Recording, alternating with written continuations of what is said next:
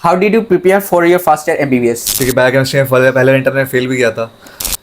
What subject did you find most challenging in your first year MBBS? तो मैंने इस बंदे से सीखा है कि उसने क्या क्या बोलेगा record. How did you manage stress and stay motivated? कैसे? तो नेक्स्ट सवाल सत्यव्रत बोलेगा, what was your study strategy during तो भाई एग्जाम? सीनियर जूनियर का जो इंटरेक्शन था पहले फ्रेंड कुछ टॉपर्स दोस्त बना लेना। ये मेरा गोल्डन एडवाइस है भाई। What resources did you find most helpful first year? Hello everyone, my name is Maroof Talukdar and welcome back to my video. और आज के इस वीडियो में हम बात करेंगे फर्स्ट ईयर MBBS स्टूडेंट्स के बारे में। देखो, आप लोगों का नीट क्रैक करके आने के बाद आप लोगों को जब फर्स्ट ईयर MBBS में आएंगे आप लोगों को एक बहुत बड़ा सिलेबस मिलेगा। उसको कैसे पढ़ना है वो चीज़ इस वीडियो में हम आपका स्ट्रेटेजी क्या होना चाहिए, कैसे पढ़ना है, सब कुछ इस वीडियो में हम डिस्कस करेंगे। जैसे कि हमारे साथ हमारे डीपू मेडिकल कॉलेज का बहुत सारे रैंकर्स है, यहाँ पे 3 रैंकर्स है, आप देख सकते हैं। ये है सिद्धांत पांडे, जिनका रैंक ऑल असम रैंक था 10 और इनका एनाटॉमी में ऑनर्स था।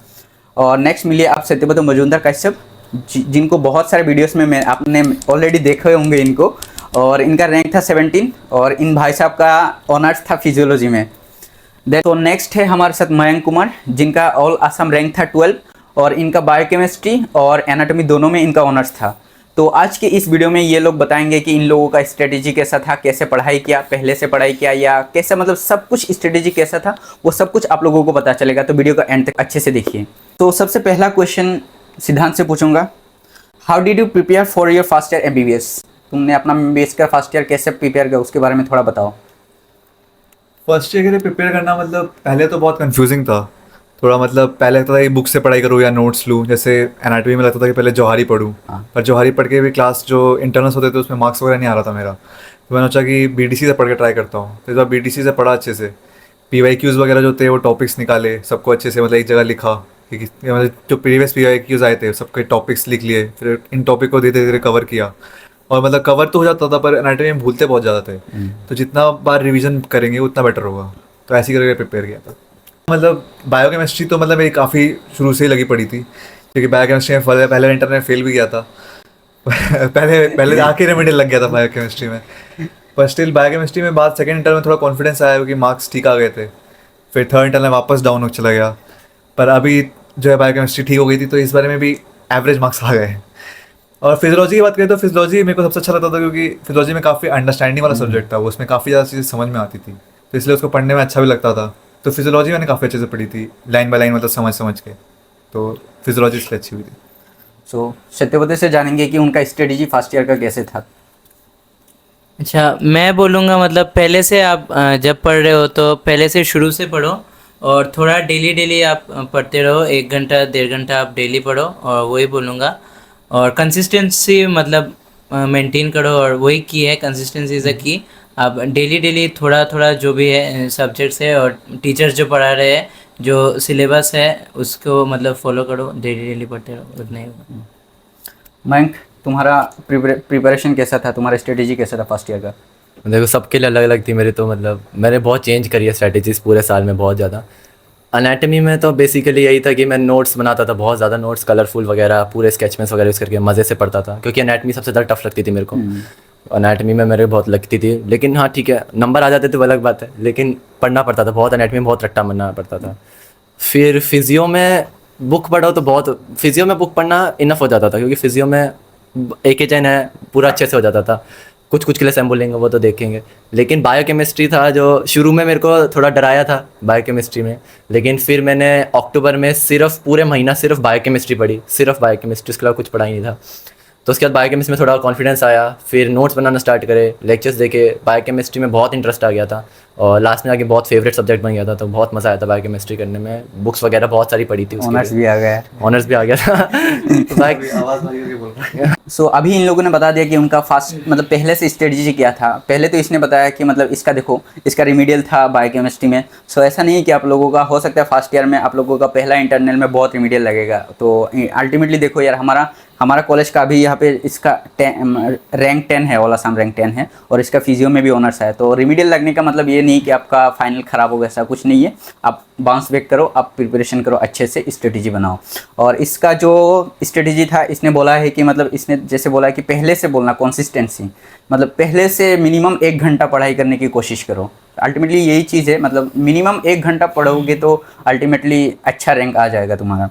और इस भाई साहब का ये तो भाई ये पहले से टॉपर था ये पहले से टॉपर था। और इन्होंने मतलब काफ़ी, जैसे कि इन्होंने बोला है कि, जैसे इसने बोला है कि कलरफुल डायग्राम ये बहुत मैटर करता है। आप एग्जाम हॉल में जितना कलरफुल डायग्राम लिखोगे, कलर पेंसिल यूज़ करोगे, तब आपका मार्क्स काफ़ी अच्छा होगा। और मेन तो ये है कि सबको पढ़ाना चाहिए, मतलब जितना तुम शेयर करोगे नॉलेज हाँ, उतना तुमको याद knowledge रहेगा। हाँ, ये बंदा हमारा सबको पढ़ाता है, मतलब इसको जितना नॉलेज आता है वो सबको शेयर करता है, सबके साथ शेयर करता है। तो इसका भी कॉन्सेप्ट बहुत अच्छा खासा, बहुत अच्छा बिल्ड हो गया एकदम। सो अभी हम नेक्स्ट सवाल वो पूछेंगे, what subject did you find most challenging in your first year MBBS? तो मेरा तो ऑब्वियस हो गया कि क्या होगा मेरे लिए चैलेंजिंग सबसे ज़्यादा, क्योंकि बायोकेमिस्ट्री था, तो बायोकेमिस्ट्री में टफ लगती थी शुरू से, पर मतलब इतनी टफ नहीं थी। हम लोग का मतलब जो पेपर मोस्टली आता था वो थोड़ा कॉम्प्लेक्स आता था। जैसे लोग एक्सपेक्ट करते थे कि मेटाबॉलिज्म वगैरह से क्वेश्चन आएंगे, पर मेटाबॉलिज्म से क्वेश्चन कभी देता ही नहीं था, एकदम अनएक्सपेक्टेड टॉपिक से क्वेश्चन आते थे, तो इससे थोड़ा टफ लगता था बायोकेमिस्ट्री पढ़ना। मतलब सब्जेक्ट टफ नहीं होता, पर जो उसका पेपर आता है वो बहुत कॉम्प्लिकेटेड सा पेपर आता है। इवन हमारा फाइनल वाला पेपर भी बहुत कॉम्प्लिकेटेड था। इसने बोला है कि इसका चैलेंजिंग सब्जेक्ट था बायोकेमिस्ट्री, और इस तरफ इस बंदे का बायोकेमिस्ट्री में ऑनर्स था। तो तुम बताओ कि मतलब इसको चैलेंजिंग था, इसको आसान कैसे बनाया, ऑनर्स कैसे लाए वो बताओ। देख बायोकेमिस्ट्री मतलब शुरू में मेरे को भी टफ लगी थी। फर्स्ट इंटरनल में पास हो गया था, अलग बात है, लेकिन बस बॉर्डर में ही पास हुआ था फर्स्ट इंटरनल में। लेकिन फिर थोड़ा लगा था कि बॉर्डर में पास, बायोकेमिस्ट्री इतना तो बुरा है नहीं मेरा, तो मैंने थोड़ा पढ़ना स्टार्ट किया। फिर बाकी दोनों सब्जेक्ट्स मेरे ठीक थे फर्स्ट इंटरनल में, तो मैंने बायोकेमिस्ट्री में बहुत ज़्यादा डिटेल में पढ़ना स्टार्ट किया, मतलब लेक्चर्स देखे। बेसिकली लेक्चर्स बहुत हेल्प करे, बहुत ज़्यादा हेल्प करे। तो लेक्चर्स देखने के बाद बायोकेमिस्ट्री में मैंने बुक पढ़ना स्टार्ट करी, क्योंकि बुक पढ़ोगे तभी ज़्यादा समझ में आएगा मेरे हिसाब से तो। और बायोकेमिस्ट्री में कॉन्सेप्ट, जैसे मैंने एक कॉन्सेप्ट पढ़ा तो मैं इसके रूम में जाके इसको पढ़ा देता था, कभी मारूफ था उसको पढ़ा देता था, तो मेरे को तो वही दिमाग में फिट हो जाता था वो कॉन्सेप्ट को। जैसे लाइपोप्रोटीन अभी तक याद है मेरे को। तो फिर वही है कि मतलब बायोकेमिस्ट्री में बहुत बहुत इंटरेस्टिंग सब्जेक्ट है, बहुत ज़्यादा इंटरेस्टिंग सब्जेक्ट है। पता नहीं क्यों डरते हैं लोग, बट मेरे को तो काफ़ी ज़्यादा इंटरेस्टिंग लगा पूरे साल। सो नेक्स्ट सत्यव्रत से जानेंगे कि तुम्हारे लिए कौन सा मोस्ट चैलेंजिंग सब्जेक्ट था। मेरे लिए मतलब जो मोस्ट चैलेंजिंग सब्जेक्ट था तीनों सब्जेक्ट में, वो होगा एनाटॉमी। जस्ट बिकॉज मुझे इतना डायग्राम्स में वो इतना नहीं था, मुझे इतना डायग्राम्स अच्छे से बनाना भी नहीं आता था। और एनाटॉमी तो मुझे बहुत वास्ट लगा, मतलब बहुत रट्टा मारने का सब्जेक्ट है। तो और इतना मतलब एनाटॉमी में क्या है, मतलब it is all about diagrams. तो आपको डायग्राम्स अगर अच्छा होगा तो आपको मतलब ऑनर्स लाने का, अच्छा मार्क्स लाने का बहुत चांसेस है। तो मेरा उसमें थोड़ा वीक पॉइंट था, तो मैं बोलूँगा कि एनाटॉमी मतलब चैलेंजिंग था। हाँ, अभी तुम्हारे लिए एनाटॉमी चैलेंजिंग था, लेकिन इस बंदे का एनाटॉमी में ऑनर्स था। अब तुम बताओ एनाटॉमी को कैसे पढ़ना है। मतलब एनाटॉमी पढ़ने में मोस्टली तो ये है कि डायग्राम्स वगैरह पे बहुत फोकस करना पड़ेगा। ट्राई करोगे जब तुम टॉपिक्स पढ़ रहे हो ना, तो डायग्राम के थ्रू ही एक्सप्लेन। मैंने इस बंदे को देखा था कि भाई सच में इसको बहुत सारा, इसका बुक्स जो रफ पेपर था पूरा एकदम डायग्राम से भरा हुआ रहता। ये इतना प्रैक्टिस करता था डायग्राम।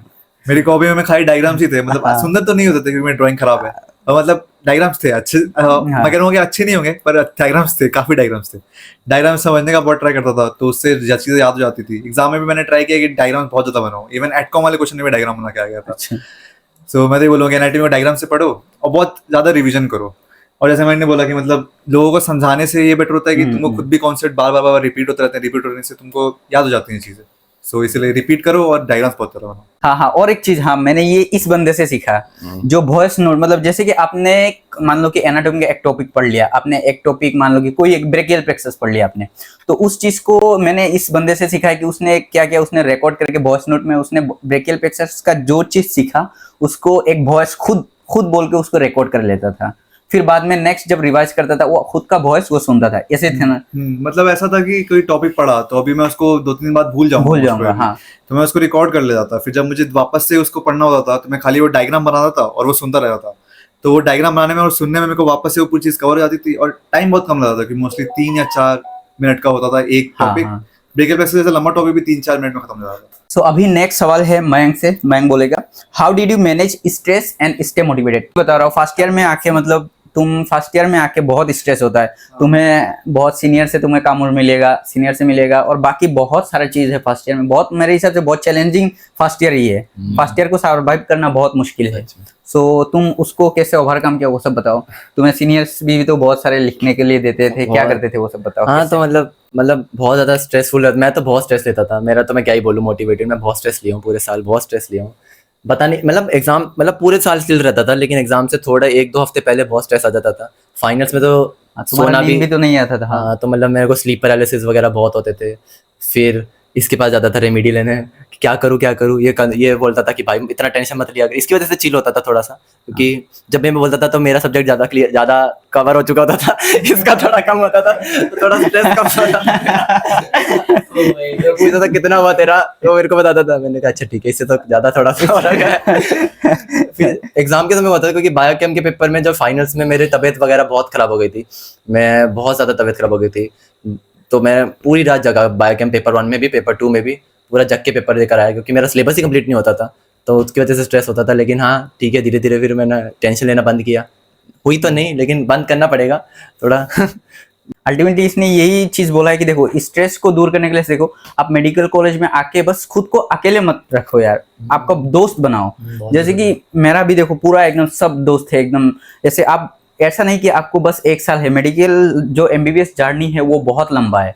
सो आप अकेले नहीं रह सकते हो। सो फ्रेंड्स बनाओगे तो जब आपको स्ट्रेस फील होगा, डिमोटिवेटेड फील होगा, आप फ्रेंड्स के पास जाके हर चीज का सोल्यूशन हो जाता है। अकेले रहोगे पागल हो जाओगे। हाँ, अकेले रहोगे तो पागल हो जाओगे। सो ये पहले से ट्राई करो कि दोस्त बनाने की, जितना ज्यादा दोस्त बन सके उतना ज्यादा दोस्त बनाओ। इंडिया का हर देखो ना, हर मेडिकल कॉलेज में ऐसा नहीं कि आसाम का रहते, इंडिया का, जैसे कि इसका घर बिहार है, इसका घर दिल्ली है, इसका घर सिलचर है, मेरा घर होजाई है, मतलब ये पीछे और एक कैमरामैन भाई है, इसका राजस्थान है। मतलब इंडिया का हर जगह से लोग आते हैं, हर जगह से तुम्हारा दोस्त बनेंगे, तो वो चीज बहुत अच्छा एनवायरनमेंट है। तो उसका फायदा अच्छे से उठाओ, खुद को अकेले मत रखो। सो नेक्स्ट सवाल सत्यव्रत बोलेगा, what was your study strategy during exam. Exam के टाइम में देखो, तुम तो पहले से पढ़ के आ रहे हो, पता है इतना ज्यादा पढ़ रहे हो, लेकिन एग्जाम से पहले ऐसा नहीं है कि सब रिवाइज करना, ये तो पॉसिबल नहीं है। सो एग्जाम से पहले तुमने कैसे मैनेज किया, उसके बारे में थोड़ा बताओ। हाँ, तो पहले तो जैसे आपका जब मतलब सेशन स्टार्ट हो रहा है, मतलब एग्जाम्स भी नहीं है, तो आप मतलब जो भी पढ़ रहे हो पूरा पढ़ो, मतलब पूरा ओरिएंटेशन लेके पढ़ो, पहले से पढ़ो। और मतलब ऐसा नहीं है कि आपको सिर्फ पहले से ही आपको इम्पोर्टेंट टॉपिक्स ही पढ़ना है, और जो इम्पोर्टेंट नहीं है उसको देखना भी नहीं है। तो पहले से पूरा जो टॉपिक है जितना मतलब है, उसका पूरा एक आइडिया लेके पढ़ो, आइडिया ले लो पूरा। जो इम्पोर्टेंट है उसको ज़्यादा फोकस करो, और इम्पोर्टेंट नहीं है उसका भी थोड़ा कंसेप्चुअल क्लैरिटी रखो, मतलब कंसेप्ट पूरा क्लियर होना चाहिए। और एग्जाम का मतलब टाइम आते आते आप पूरा मतलब प्रीवियस ईयर जो इम्पोर्टेंट टॉपिक्स है उसमें ही फोकस करो, उसको बार बार सीखो, प्रैक्टिस करो, ऐसे कर लो। और मैं बोलूँगा मतलब मैंने फिजियोलॉजी में मतलब एग्जाम में जो मतलब इम्पोर्टेंट क्वेश्चंस आ सकता है उसका मैंने मतलब कैसे एग्जाम में लिख के आऊँगा उसका मैंने पूरा लिख लिया था।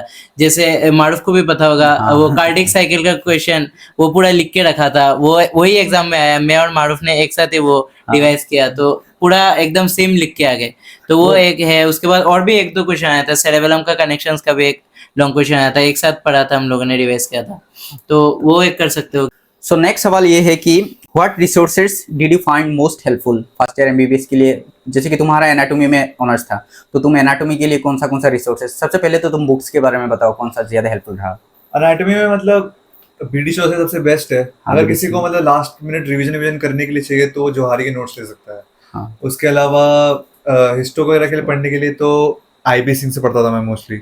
बाकी एम्ब्रियो के लिए तो मैंने कोई खास बुक नहीं पढ़ी, मतलब जो मैंने थोड़ा पीडीएफ से या कहीं इधर उधर से ही कुछ कुछ पढ़ा था, तो एम्ब्रियो उससे हो गया था कवर मोस्टली। तो इसमें और एक चीज है, जैसे कि देखो एक सवाल आप लोगों का लास्ट ईयर आ गया, तो ये मतलब ये नहीं कि ये इस साल नहीं आएगा, वो आएगा ही आप लोगों का, आपको सब कॉमन पढ़ना है। तो प्रीवियस ईयर तो आपको पढ़ना ही है। और नेक्स्ट जो क्लिनिकल सवाल है, क्लिनिकल सवाल तीनों सब्जेक्ट में आता है, और एनाटॉमी का क्लिनिकल के लिए मेरे हिसाब से तो बीडीसी सबसे बेस्ट है। बीडीसी का जो क्लिनिकल, वहाँ पे क्लिनिकल लिखा हुआ होगा साइड में बॉक्स में, वहाँ पे क्लिनिकल वो अच्छे से आप लोगों को पढ़ना है। क्लिनिकल तो मतलब तीनों हाँ। सब्जेक्ट के पढ़ना है अच्छे से।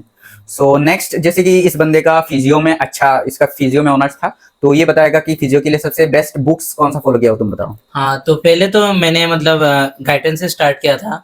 तो गाइडेंस मतलब पहले पढ़ता था, इजी है, मतलब पढ़ सकते हो, लेकिन आप बाद में आप कोप अप नहीं कर पाओगे, बहुत सारा सिलेबस हो जाएगा, और आप लिख भी नहीं पाओगे गाइडेंस से। तो गाइडेंस तो मैं बोलूँगा मतलब आप मतलब नहीं भी पढ़ सकते हो तो भी चलेगा।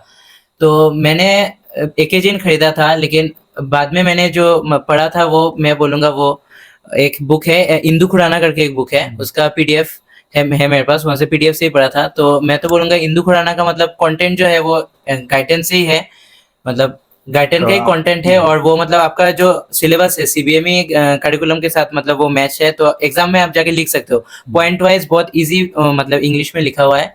तो मतलब मैं तो बोलूंगा मतलब Indu Khurana is a better book then एकेजिन। तो लेकिन एग्जाम में जो है एकेजिन से एकेजिन से एग्जाम मतलब आता है, तो आप एकेजिन भी पढ़ोगे तो भी आपका हो जाएगा, कोई वो नहीं है। लेकिन फॉर मतलब ज्यादा थोड़ा डेप्थ में पढ़ना है, थोड़ा ब्रॉड वाइड मतलब वो कॉन्सेप्ट लेके चलना है, तो आप तो इंदु खुराना पढ़ सकते हो, वो भी अच्छा बुक है। एकेजन देखो, जैसे कि एग्जाम में जो जो टॉपिक्स है, जो एग्जाम का जो टॉपिक आता है वो एकदम पूरा एग्जैक्ट एकेजन से आता एकेजन से है। आता लेकिन है। एकेजन का दिक्कत एक ही है, बस उसमें ज्यादा कॉन्साइज लिखा हुआ है और लैंग्वेज उसका इंग्लिश बहुत डिफिकल्ट है थोड़ा। थोड़ा टफ है। हाँ, तो अभी हम नेक्स्ट जानेंगे कि मयंक से बायोकेम के लिए बेस्ट हेल्पफुल बुक्स, पहले बुक्स बता दो क्या क्या है। बायोकेमिस्ट्री के लिए मैंने मेनली तो अपने नोट्स और लेक्चर्स फॉलो करे हैं जो कि थे रेबिका जेम्स मैम के। वो बहुत हेल्पफुल थे, बहुत ज़्यादा हेल्पफुल। तो उनके नोट्स ऑब्वियसली, और उसके बाद जो क्लास में बायोकेम डिपार्टमेंट जो पीडीएफ प्रोवाइड करता, पीपीटीज प्रोवाइड करता, बहुत अच्छे थे। पूरा बायोकेम डिपार्टमेंट ने बहुत हेल्प किया पूरे साल। उसके बाद बायोकेम के में फिर बुक में बोले तो वासुदेवन बहुत अच्छी बुक है। सत्यनारायण मैंने फाइनल्स में पढ़ी है। सत्यनारायण में मतलब पेपर वाले दिन पढ़ के जाता था क्योंकि उसमें बहुत ही ज़्यादा कंसाइज लिखा होता है। तो मैंने पेपर वाले दिन जो था मेरा बायोकेम का फाइनल वाले दिन, उस समय मैंने वासुदेवन वो सत्यनारायण पढ़ी है और बाकी समय मैंने वासुदेवन पढ़ी है। हाँ, तो मतलब मैंने दोनों बुक पढ़ी है और मैंने शुरू में लिपिन कॉर्ड भी पढ़ी थी। भाई साहब, लेकिन इस हार्पर की थी, लेकिन इसलिए एक होता है जिसको बायोकेमिस्ट्री में ऑनर्स मिला है भाई। लिपिन कॉर्ड में फ्लोचार्ट बहुत ही सेक्सी है, बहुत अच्छे हैं। तो मतलब पढ़ सकते हो, लेकिन मत पढ़ना। वासुदेवन पढ़ना, सत्यनारायण पढ़ना। अल्टीमेटली हमारे जैसे लड़के तो मतलब वो जाम्बुलकर मैंने पूरे साल नहीं पढ़ी, हाँ। एक बार भी नहीं पढ़ी, बिल्कुल नहीं पढ़ी। इसने पढ़ी है, इसने पढ़ी है, मैंने इसने भी पढ़ी पढ़ा है है भाई जाम्बुलकर। मतलब 100 में से 99 बच्चों ने पढ़ी है, मैंने नहीं पढ़ी। हाँ, इसलिए ऑनर्स है। इसने नहीं पढ़ा इसलिए ऑनर्स मैंने है। एक बार भी नहीं पढ़ी। और आपको पास करना है तो भाई बायोकेमिस्ट्री का पास hack होने है। के लिए बहुत अच्छी बुक है वो। तुमने सिर्फ वो पढ़ ली और कुछ नहीं पढ़ा, तुम आराम से पास आराम से होगे। पास। लेकिन मतलब मुझे थोड़ा डिटेल में पढ़ना था बायोकेमिस्ट्री, तो मैंने बहुत अच्छे से पढ़ा, बायोकेमिस्ट्री को बहुत अच्छे से सीरियसली लिया। हाँ, तो मैं बोलूंगा मतलब देखो बायोकेमिस्ट्री का ओजी बुक वही है जाम्बुलकर। तो आप नॉर्मल स्टूडेंट के लिए जाम्बुलकर ही फॉलो करो। जाम्बुलकर में अच्छा लिखा है, मेनली उसने क्या किया मतलब एक्सप्लेन नहीं है उसका, बस नोट्स है। जो नोट्स है वो एग्जाम में लिखने के मतलब बेस्ट है। आपको एग्जाम में लिखने के लिए ठीक है, लेकिन एक्सप्लेनेशन नहीं है। उसके लिए वीडियो देखना इसके पड़ता लिए मैं बोलूंगा यूट्यूब में एक चैनल है एंजॉय बायोकेमिस्ट्री करके एक चैनल है, तो उसका वीडियो देख लो आप और उसका जो उससे पढ़ लो। और लिखने के लिए मतलब नोट्स के लिए आप वो फॉलो कर लो, जाम्बुलकर फॉलो कर लो। और उसका जो वीडियो है उसे एडिट जो पॉइंट्स है वो आप लिख लो, मतलब जाम्बुलकर में ही थोड़ा ऐड करके लिख दो और हो जाएगा। फिजियो के लिए लेक्चर्स की अगर मैं बात करूँ तो मतलब अगर अपार्ट फ्रॉम यूट्यूब अगर मैं बताऊँ तो मैंने सोमेन सर के लेक्चर देखे हैं, प्रेप लेटर के। और कहाँ से देखे मत पूछना, बट मैंने देखे हैं। फिर मैंने यूट्यूब पे अगर देखो तो यूट्यूब में निंजा नट देखा था, फर्स्ट इंटरनल पूरा निंजा नट से पढ़ के गया था क्योंकि उसमें बहुत अच्छा पढ़ाता है वो। उसके बाद अपार्ट फ्रॉम निंजा नट मतलब एक एड्यू क्लब है, वो भी बहुत, उनके नोट्स बहुत अच्छे हैं। लेकिन उसने मतलब कुछ टॉपिक्स पढ़ाए हैं, कुछ टॉपिक्स नहीं छूट गए थे उससे। और आशीष अग्रवाल भी बहुत अच्छा है, जो लास्ट में मुझे इसने बताया था कि पढ़ना है, तो मैंने पहले लास्ट फाइनल्स में पढ़ा था उससे, क्या कहते हैं एंडोक्राइन सिस्टम, ये सब बहुत ही अच्छा है। सीएनएस के लिए तो सिर्फ मैं बोलूंगा कि शंभुलिंगम पढ़ो, बहुत है। शंभुलिंगम बहुत अच्छा है सीएनएस के लिए, तो उसके लिए कोई लेक्चर्स देखना भी इतना सफिशिएंट है, लेकिन सोमेन सर के लेक्चर्स देख सकते हो। हमारा कुछ मेमोरेबल एक्सपीरियंस क्या रहा वो बताओ। मैं तो बोलूंगा भाई सीनियर जूनियर का जो इंटरेक्शन था पहले वही अच्छा लगता था मुझे। मतलब बहुत वो एंजॉय मतलब बहुत एंजॉय किया। और ये सब याद भी रहेगा, याद भी रहेगा कि मतलब क्या क्या किया, मतलब ये बाद में याद भी आता है। मतलब अभी भी मतलब वो होता है कि क्या क्या किया था, बहुत मजा आया मिस करते हो क्या वो दिन? हाँ मिस करता हूँ, मतलब बहुत कुछ किया था यार, छोड़ो ये सब। लेकिन ये मतलब मेमोरी है भाई मेरे लिए, तो वो ये सब वो इंटरेक्शन सीनियर के साथ इंटरेक्शन बहुत मजेदार था, अच्छा लगा मुझे। सो नेक्स्ट जो सवाल, आखिरी सवाल मैं पूछूंगा। So what advice would you give to someone starting their first year MBBS? जो लोग पहला फर्स्ट ईयर एमबीबीएस, देखो नए लोग जाएंगे, कुछ आइडियाज नहीं रहेगा उनके पास, तो क्या एडवाइस देना चाहोगे वो बताओ, तुम बताओ। हाँ, तो मैं बोलना चाहूंगा, देखो आप बहुत मेहनत करके आ रहे हो, पूरा नीट एक बहुत बड़ा एग्जाम है, मतलब एमबीबीएस फर्स्ट ईयर प्रॉफ से भी बहुत बड़ा एग्जाम है मैं तो बोलूंगा। तो आप बहुत मतलब आप क्रैक करके आए हो, तो आपका बहुत एक्सपेक्टेशंस होगा आपको कि मतलब आपको एमबीबीएस में भी टॉप करना है, वो करना है, रैंक लाना है। तो ये सब इतना एक्सपेक्टेशंस मत रखो और इतना मतलब सीरियसली मत पढ़ो, मतलब जितना नीट के टाइम में थे, मतलब चिल होके पढ़ो, एकदम मजे लेके पढ़ो। वो ऐसा है, मतलब इतना कोई प्रेशर नहीं लेना है, स्ट्रेस नहीं लेना है अपने ऊपर, एकदम चिल रहो, और वही मैं बोलूँगा। और तुमने अगर टॉप कर भी लिया, सपोज रैंक ला भी लिया, कौन याद रखेगा भाई? सेकंड ईयर है, थर्ड ईयर है, फोर्थ ईयर है, कौन याद रखने वाला है तुम्हें? तो इसलिए इतना चिल रहो, मतलब डाउन टू अर्थ रहो, इतना ज्यादा मतलब एक्सपेक्टेशंस मत और एक चीज है, लोगों को शायद लगता है कि एमबीबीएस में भी पास करने के लिए 30% जो जनरल लगता था पहले 30% चाहिए, तो ऐसा नहीं है भाई। एमबीबीएस में 50% चाहिए पास करने के लिए। पास मार्क मतलब पढ़ो, मतलब पढ़ना है, लेकिन उतना लोड लेके नहीं पढ़ना है। पास करना इज मतलब बहुत बड़ा सक्सेस है वो तुम्हारा एमबीबीएस में। पास करना ही है, वही मेन। बहुत लंबा जर्नी है, मतलब पढ़ के कितना पढ़ोगे, 10-15 साल पढ़ना पड़ेगा अभी यार। बहुत पढ़ना है, इसीलिए लाइटली भी लेना चीजों को, और मतलब पढ़ाई भी करनी है, पढ़ाई ऐसा नहीं भी। चिल रहना है भाई, इतना सीरियसली नहीं रहना है, चिल रहो। हाँ। पास कर गए तो भी अच्छा है, पास नहीं किया तो रेमेडियल देके पास कर जाना, वो भी बहुत अच्छा है। एक चीज़ और, फर्स्ट ईयर में जितना कम दिखो उतना कम दिखना। बहुत प्रॉब्लम होती है अगर मतलब जब तुमको लोग जाने लग जाते हैं, तो मतलब इतना मत जाने देना, जितना कम छुप के रह सकते हो उतना छुप के रहना फर्स्ट ईयर में। घूमना पूरा, हाँ, प्रोफेसर से पंगा मत लेना। यही गोल्डन एडवाइस है। मेन बात यही है, ये हर साल का है। एमबीबीएस में पास होना है, टीचर्स देवता है बेसिकली। मैं पहली बार घर से बाहर आया हूँ, तो मतलब मेरे को तो अलग ही जगह लग रही थी, मतलब तो शुरू में मतलब मैं जस्ट पहली बार हॉस्टल लाइफ रह रहा हूँ, तो मेरे को थोड़ा बुरा लग रहा था शुरू में, तो कि घर की याद आएगी वगैरह वगैरह। लेकिन हाँ, फिर लास्ट में दोस्त वगैरह बन जाते हैं, घूमने चले जाते हैं, तो फिर हाँ, मन लगना स्टार्ट हो जाता है। कुछ दोस्त ज्यादा ही क्लोज हो जाते हैं, वो भी है। तो उनके साथ ही घूमना होता है। बोलना क्या चाहते हो, डायरेक्टली बोल दे इसको। तो अभी इन लोगों ने सब कुछ बता दिया, तो मेरा एडवाइस यही रहेगा जिन लोगों का 2 दिन बाद से क्लासेस शुरू हो रहा है। देखो, सबसे पहले इन्होंने बताया कि एमबीबीएस में अपना प्रोफेसर से पंगा मत लेना। मेरा एक जेएमसीएच का फ्रेंड है, उसका वो बहुत टॉपर है भाई, हमारा सुपर 40 का टॉपर था उसका। उस टाइम पे भी 600 प्लस मार्क्स था वो। अभी उसका बायोकेमिस्ट्री में मतलब लग गया है, वो मतलब टॉपर बंदा है हमारा, उस टाइम से टॉपर है। लेकिन उसका थोड़ा प्रोफेसर से पंगा हुआ था, तो प्रोफेसर ने फेल करा के रख दिया भाई। अभी वो सॉरी साहब, सॉरी दादा, ये बोलना सीख लो। देखो यार, मतलब हाईलाइट मत हो, हाईलाइट होगे तो बहुत विवाद हो जाएगा, बाद में तुम्हें बहुत सफर करना पड़ेगा। तो मेरे जैसे नाचते रहोगे यार पूरे। जो चीज है, दोस्त बनाओ यार, बहुत ज्यादा दोस्त। मैं बोलूंगा कि बहुत ज्यादा दोस्त बनाओ, सबसे इंटरेक्ट करो, सबसे बात करो, सबसे रूम पे जाओ, कौन क्या कर रहा है सब पूछो, हालचाल पूछो, कौन कहाँ से, सब कुछ मतलब दोस्त बनाओ। ये बहुत हेल्प करेगा तुमको एमबीबीएस में। और इतना प्रेशर भी मत लो, क्योंकि बहुत लंबा जर्नी है, तो प्रेशर लोगे तो बहुत जल्दी थक जाओगे। और मैं अपना बताता हूँ, मैंने बहुत कम पढ़ा है। मैंने मतलब एग्जाम का पहले 1 हफ्ता पढ़ के मैं एग्जाम दिया, और जो फाइनल एग्जाम है, फाइनल जो वो मैंने डायरेक्ट, मैंने सच बता रहा हूँ, एकदम डायरेक्ट सच बता रहा हूँ, मैंने 20 डेज पढ़ा फुल एमबीबीएस में। प्रोफेशन फाइनल एग्जाम के पहले मैंने 20 डेज पहला वो पढ़ा। और वो पढ़ा कैसे, देखो, जैसे कि मेरा देखो टॉपर्स फ्रेंड है, कुछ टॉपर्स दोस्त बना लेना। ये मेरा गोल्डन एडवाइस है भाई, तुम कुछ टॉपर्स दोस्त बना लेना। जैसे कि मैंने इनके साथ मेरा चलना फिरना, घूमना फिरता सब कुछ होता है इनके साथ। तो मैंने जैसे कि इसको बोला कि बता आज क्या कौन सा फिजियो का कौन सा टॉपिक पढ़ रहा है, तो इसने बोला कि मैं सीएनएस पढ़ रहा हूँ, तो मैं इसके साथ जाके सीएनएस पढ़ लेता हूँ। जो चैप्टर मुझे अकेले पढ़ने में 3-4 घंटा लग जाता था, मैं इसके साथ, हाँ, ग्रुप स्टडी करना है, समझाओगे तो याद रहता है। तो ये मुझे समझा के दे देता है, एक साथ पढ़ लेते, तो 2 घंटे में बहुत बड़ा चैप्टर होता है एक, तो वो 1-2 घंटे में हो जाता है। जैसे कि अभी मान लो कि इसके साथ मेरा जो टॉपिक नहीं मिल रहा है, जैसे कि मुझे पढ़ना है, मान लो कि एंडोक्राइन पढ़ना है, तो ये बोला कि नहीं मैं तो सीएनएस पढ़ूंगा, तो मैं इसको फोन करता था, भाई तू क्या पढ़ रहा है, तो उसने बोला कि मैं एंडोक्राइन, तो इसके पास आके मैं यहाँ पे आके इससे सीख लेता था। मतलब ऐसा लास्ट में मैंने देखो ना, 20 दिन पढ़ के मैंने मतलब पास किया अल्टीमेटली। तो ऐसा स्ट्रेटजी ऐसा रहता है, ऐसा तुम अकेले पढ़ने बैठोगे तो तुम्हें 1 साल से भी ज्यादा लग जाएगा। तो हमने सब कुछ बता दिया, और अगर आपको वीडियो अच्छा लगा है तो कुछ हेल्पफुल रहा होगा तो चैनल को सब्सक्राइब करो और शेयर करो, कमेंट करो, और लाइक करो, हाँ। जितना शेयर कर सकते हो करो, पॉपुलर कर दो। और हमारा भाई और हमारा कैमरामैन का हमने अभी मैं कैमरामैन दिखा था। कैमरामैन